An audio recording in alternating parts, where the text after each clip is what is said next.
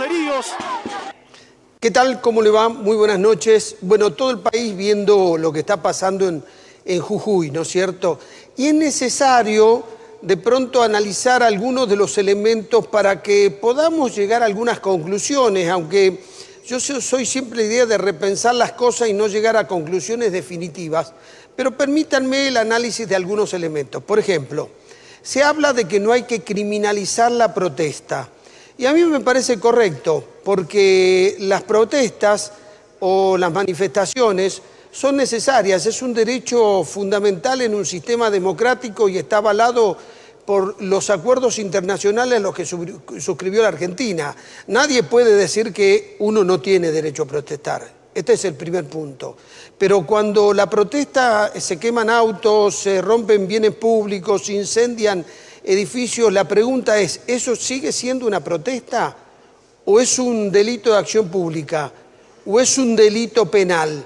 ¿Hasta dónde llega la protesta? Tenemos que ponernos de acuerdo de alguna manera para definir qué es una protesta y hasta dónde llega el límite de una protesta, porque como toda acción humana, desde que estamos en una organización jurídica, hay límites. El otro elemento que tenemos que tener en cuenta es que cuando uno protesta, tiene derecho a protestar, pero hay que preguntarse cuánto derecho tiene el que protesta a hacer que los otros, los que no protestan, no puedan ejercer un derecho tan fundamental como a trasladarse, ir a su trabajo, comerciar, porque pareciera que esos son derechos menores, o sea, la protesta es un derecho superior y transitar, comerciar, trabajar es un derecho inferior. Entonces, el que protesta puede vulnerarle los derechos a los demás. Y a veces ocurre que quienes protestan son un grupo minoritario que afectan los derechos de miles de personas. Por ejemplo, en una ruta, salen 50, salen 100 y cortan una ruta, pero resulta que en lo que dura la protesta, el corte de ruta, hay 150.000 personas afectadas. ¿Eso es democracia? ¿Que una pequeña minoría, por más derecho que tenga? Entonces, el tema es cómo protestamos, cómo seguimos protestando, cómo protegemos este derecho sin afectar los derechos de los terceros. El otro tema, hay una sobrevaloración de los pueblos originarios. ¿En qué sentido? ¿Vieron cuando se manifiestan los pueblos originarios y cortan la ruta? Ellos, cuando se manifiestan, le dicen a aquellos que quieren transitar que no van a poder transitar porque ellos son pueblos originarios y se están manifestando. Entonces pareciera que al que le hablan es, estos son pueblos originarios y los otros son descendientes de Louis Vuitton o de Cacharel, o son descendientes de Rockefeller o de Henry Ford. Si los otros no son descendientes de pueblo originario, pero tal vez son mestizos o son criollos. Y entonces, ¿por qué el que desciende de pueblos originarios pareciera un estatus superior, por eso no se le puede decir nada? Y es necesario que analicemos este tema, porque hay que terminar con esto de que pareciera que en la Argentina hay determinadas minorías que, aunque son minorías, tienen un mayor estatus cívico que el resto de la sociedad. Hay gente que nunca protestó y se levanta a las 5 de la mañana todos los días. Hay gente que hace varios kilómetros para poder ir a trabajar. Y esos nunca protestan. Estos soportan a veces las protestas de los otros.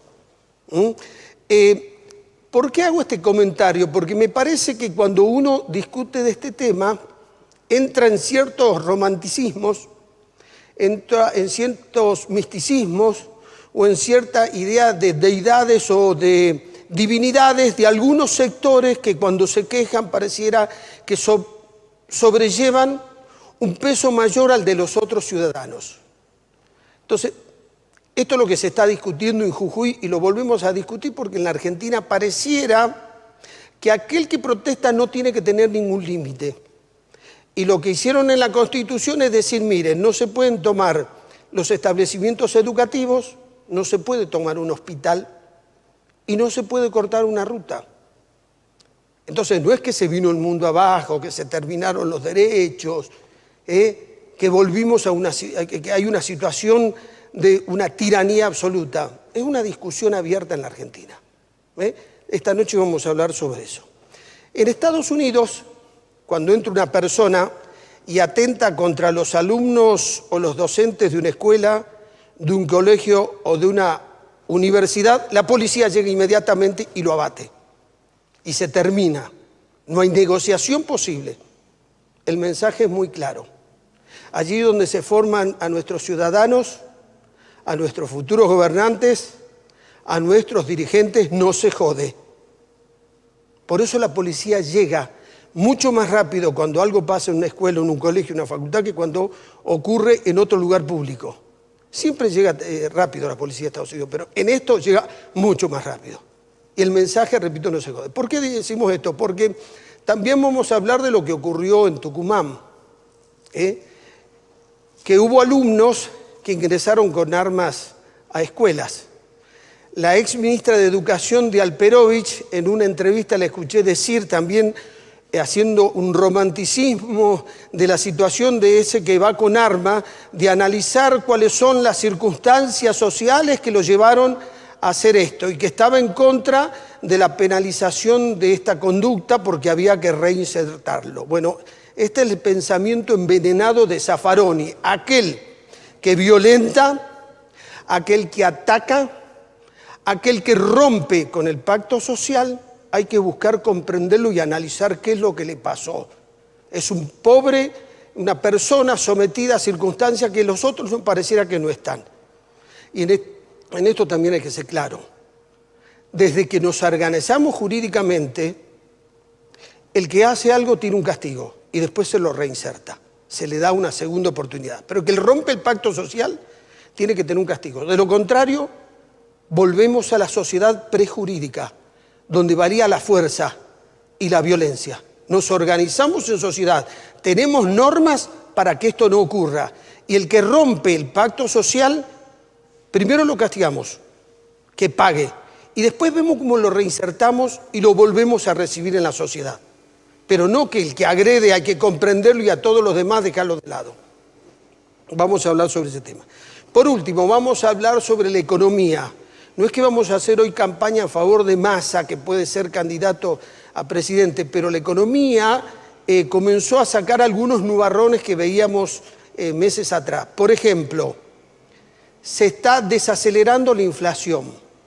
Les quiero contar, tengo una hija en España que me dijo, papá, ahora cuando voy a los supermercados bajaron todos los precios de todos los productos que yo compro. El gobierno los obligó a bajar. Bueno, en la Argentina esto todavía no lo podemos lograr, pero sí estamos viendo que hay una desaceleración. No es que no hay inflación, va a un menor ritmo. Es una buena noticia. El empleo sigue creciendo. En la Argentina, el problema del desempleo no es el mayor es el que trabaja aún sigue siendo pobre. Los sueldos son bajos. Pero hay un crecimiento del empleo en la Argentina y esto hay que tenerlo en cuenta. El otro aspecto, bajó el gasto público. ¿Saben lo que subió? El pago de la deuda externa, el pago de los intereses. La pregunta que le vamos a hacer esta noche a Daniel Abad, ¿hizo un mal acuerdo con el Fondo Monetario Martín Guzmán? ¿O es lógico que cuando uno se endeuda en el fondo estas cosas pasan? Pero lo real es que el gobierno nacional bajó el gasto público, solo subió en sueldos y en transporte. En todo lo demás bajó, es una buena noticia. Y el otro elemento bueno que tiene la economía, bueno, comienza ahora el efecto del Niño, o sea, el tiempo húmedo, por lo tanto nos alejamos de la sequía que generó la Niña, por lo tanto vamos a tener mayor producción, va a haber más exportaciones. Además tenemos el litio. Todos los meses se rompe el récord, se supera el récord de la cantidad de dólares que ingresa por venta de litio, el oro blanco, pero además sabe una cosa, ha ocurrido algo fundamental en el día de hoy. Comienzan a cargar el gasoducto Néstor Kirchner. ¿Qué nos va a permitir eso? Exportar gas, no tener que importar tanto gas. Entonces vamos a gastar menos dólares para importar. pero además de eso el gobierno va a gastar menos subsidios, porque producir el gas en la Argentina es un costo del 30% de lo que nosotros lo importamos. Por lo tanto, si el gobierno tiene que poner un subsidio, que los está sacando, ¿no?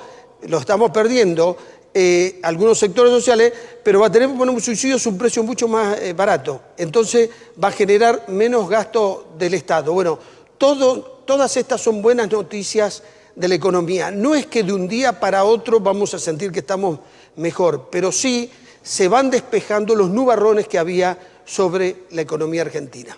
Estos son los temas de esta noche. Después de los auspicios los invito a escuchar a nuestros invitados.